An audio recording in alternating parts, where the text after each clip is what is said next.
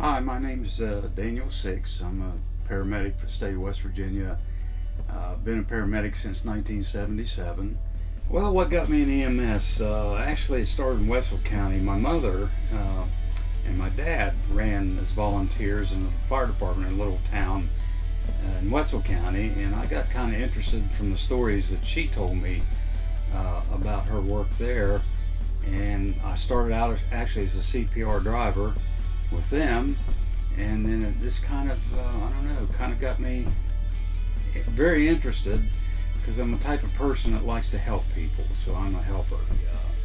Actually, as a paramedic, but I was working also as a volunteer fire department. We got a late call one night, a car wreck, and we went down probably about 3 miles from our station on a 2-lane road, and again it was late at night. This car had left the highway, went into a culvert, flipped over, and ejected this young girl out, and she was out on the road, and obviously she was dead at that point. And I went up and I tried to of course, I had to check her out, make sure she was dead. Well, her parents showed up before we could remove her from the road, and I'm bending down over this girl, checking her out, and somebody's just repeatedly beating on my back and screaming in my ear, and it's the girl's mother, and she's beating on me, telling me to help her, and I couldn't. I had to tell her there was nothing I could do. However, I did clear the rest of the firefighters away. I told her and her husband, I said, you take as long as you want. This is your time for closure.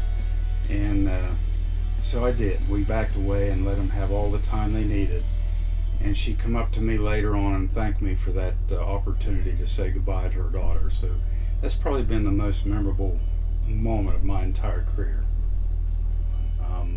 I do give this advice.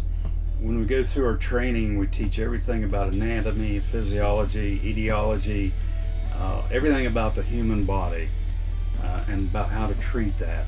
But what we're lacking in teaching is empathy for our patients. And I do advise people, never forget that you could be in the same situation that they are, and have empathy for that. I can remember a long time ago they told us never sympathize, but have empathy. It's a difference, and that's my greatest advice to anyone getting in this business, is never forget about the human aspect of what we do. We intervene in people's personal lives through injury, through disease, through sickness, and we're kind of an uninvited guest. So we always need to realize that they're human, and they have human needs above and beyond what we do treat physically and mentally. If you had to do it all again, would you do it? Absolutely. I'm actually semi-retired, and to go in full retirement, I just can't do it. It's just in my blood. I love this job. I've loved it from the day one, and I continue to love it. I do have my ups and downs in it, but I have never, ever considered myself suffering from what they call burnout. I've never had that. Never even been close to it. I approach each day as a new beginning, and it's always exciting. So yeah, I love it, and I've never quit loving it.